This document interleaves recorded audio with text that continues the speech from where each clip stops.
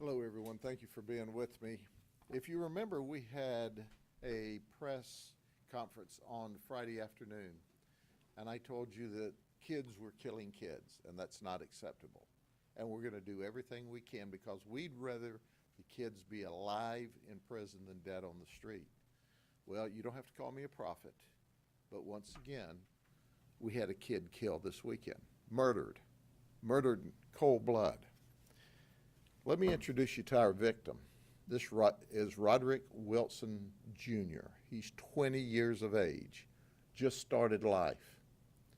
His father, Roderick Wilson Sr., is the minister, the preacher of Pentecostal Church of God on 34th Street in Inwood.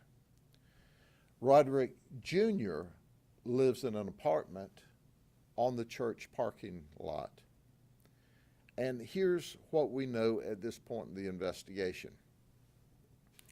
We know that Taquan Cotton, who's 22, who's our murderer, drove up to the church, and they had an initial confrontation out in the street where there was some pushing and talking, and Roderick pulled his jacket off, and then Quan drove away. Then we have video that shows that Quan drove back. And in the parking lot of the church, he and Wilson had further words, and he shot and killed Roderick. The 911 call came in at 1:47 in the morning. We, through our investigative means, determined that the murder was actually at 51 minutes after midnight. So Roderick lay deceased in the parking lot of the church for almost an hour before a Good Samaritan drove by and noticed this young man laying in the parking lot with blood around and no one there, and notified us. Well, let me tell you about Roderick for a minute. He's a good kid, no criminal history at all.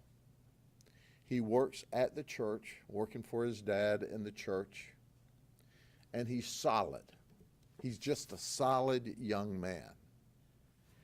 And I think this picture of him and this picture of Quan compares and contrasts. Quan, on the other hand, has had 11 felony arrests, 6 misdemeanor arrests, a total of 17 criminal charges, but yet he has no felony convictions. And he shoots and kills this young man, this solid, good young man. So our detectives, and I've told you before, our homicide team is simply the very best there is, started this investigation just as soon as they were called out early Sunday morning. And here's what we know. We identified the vehicle that Quan was in. And our detectives working with Quan's mother, and I want to compliment Quan's mother. She was totally cooperative with us. She gave us leads on where we might find Quan. And we noticed and found Quan, who was not far from the original murder scene. And as we approached him to try to take him into custody, he ran. And he ran through the neighborhoods to Avenue V in Inwood. Well, as deputies and detectives were closing in on him, he ran up to a woman at her house and grabbed her by the throat. So now deputies and detectives are fighting with him in order to get him into custody. But that's not all. Guess who else was helping us fight and get Quan in custody? Quan's mother. In fact, Quan bit his mother during the fight. So finally we were able to wrestle him into custody. He made admissions to us. That's right. Quan did not give us a full confession, but he made incriminating statements to us. We still need to talk to witnesses. We know there were several cars that drove by while Quan and Roderick were having their original disagreement and shoving match, and then others drove by later. We want to talk to those witnesses. We also have not located the firearm. Listen to me, folks.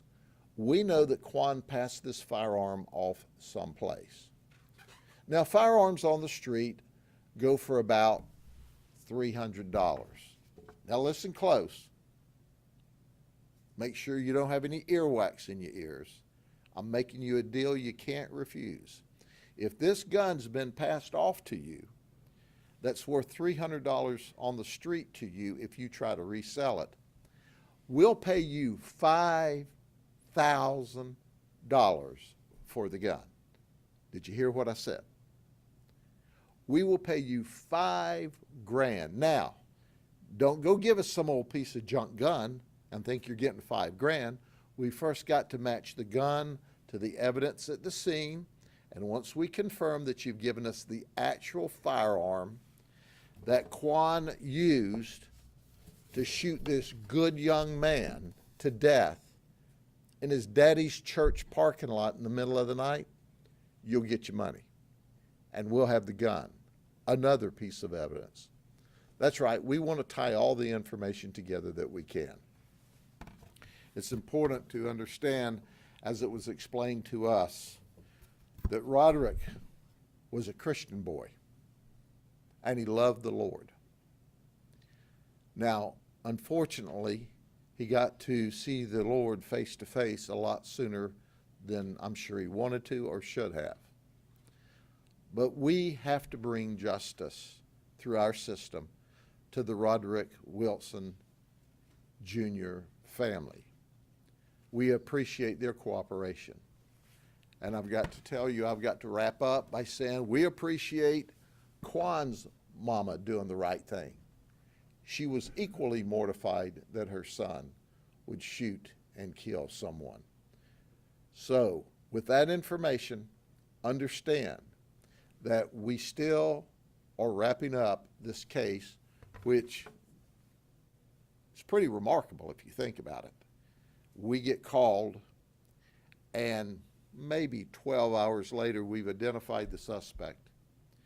And then with the help of neighbors and mom of where he may be, we identify him. He's running. We catch up to him. He's holding a woman kidnapped. He doesn't know this woman, by the way. Total strangers. And mom's there helping us fight her son to get him in custody safely. And he bites his mama. What is he thinking? Well, he's not thinking. I just wish mama had bitten him back.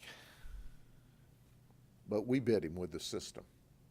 He's locked up in jail where he should be. And he's facing, among other charges, kidnapping, first-degree murder. Are there any questions? Yes, ma'am. Sheriff, just to clarify, it is unknown at this time why these two were out in the middle of the night in the parking lot and they didn't know each other before? That's correct. At this point in the investigation, there's absolutely no evidence that we're aware of that shows they had any kind of friendship, relationship. We have no idea. They both lived in the Inwood area, about a quarter of a mile apart. If there are witnesses that may know that there's a relationship of how one would have known the other, we would like to know that. But here's what we do know.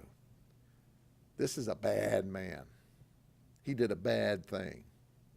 He had a good mama that helped us.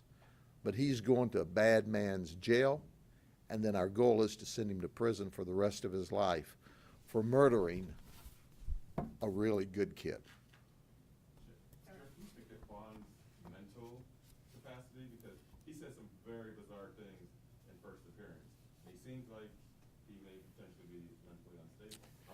counsel or anything, but Certainly, people say bizarre things if they want to create a defense. So quite frankly, does he have mental health issues? I'm certain that his lawyers will go down that path. But we've also got to remember, a lot of these criminals play games with us. This is no game zone. We're going to lock you up. You can say all the craziness you want to say. But we know this, that not only did you fuss with him, not only did you shove each other around, but when he drove off, we have video of him coming back and circling the block and circling the block and circling the block, looking for our victim. And when he found our victim in the church parking lot, he got out of his car and shot him and killed him. So he can say all the crazy things he wants. But keep in mind, the law simply says that you had the capacity to understand what you did was wrong, and he certainly did that. And in my estimation, from the early information we have, which is always subject to change, he stalked this guy. Something in that first meeting they had on the side of the road in the middle of the night made him really, really mad. So he came back looking for Roderick so he could murder him. This was premeditated, and that's what he's charged with. Sheriff, do you have a rough time of that first meeting took place? Excuse me? When did that first confrontation between the two? The first confrontation happened just before 51 minutes after midnight. That's when the shooting occurred, and it would have been 10 minutes before that, probably someplace around 12:30 or 12:40. Pretty close, because from the time he drove off to the time he came back was only 10 or 15 minutes, and he had circled the block some. So did he have to go to his house, which was only a quarter mile away, to get the gun, or was he just trying to build up his nerve, or did he just drive away and think, you know what, I need to kill that guy? We don't know what he was thinking. We know that he had enough brain cells to commit murder, and we're going to try him in what few brain cells he has. Sheriff, does the suspect have any gang affiliation or ties? Yeah, it's interesting that you say that. We thought that Taquan Cotton was a gang associate, but we have now, in the last couple of hours, affirmed that he is in fact a gang member. And we were talking about gangs and guns on Friday afternoon, and here's your sign. Less than what, 48 hours later, we've got a gang member that's murdering a good kid, and he's 20 years old. He's only 22 years old. We're not going to let kids kill kids, and certainly not get away with it. So we've got to stop that. That was the whole focus of our press conference on Friday afternoon, when we caught these youngsters stealing guns to sell on the street to people like him, who in turn then shoot decent young men. Okay? Anything else? On the gang affiliation, was that through prior arrest, or was that through the detectives? The detectives confirmed it through, we have several steps we have to go through in order to move them from a gang associate to a gang member. And we put all that information together today. We started the day out thinking he was a gang associate. Now he's a gang member. And now he's in jail, like he's a arrested gangster. so Like- that up his charges then? Was he the gang member? That will enhance charges. But once again, you can't enhance first-degree murder. It's already a capital felony. But at the end of the day, he thought it was cool to be in the gang. He thought it was cool to have a gun. He thought it was cool to shoot. And we got him on ice in the jail. See how that figures out for him. Okay? Thank you all very much. Have a good day.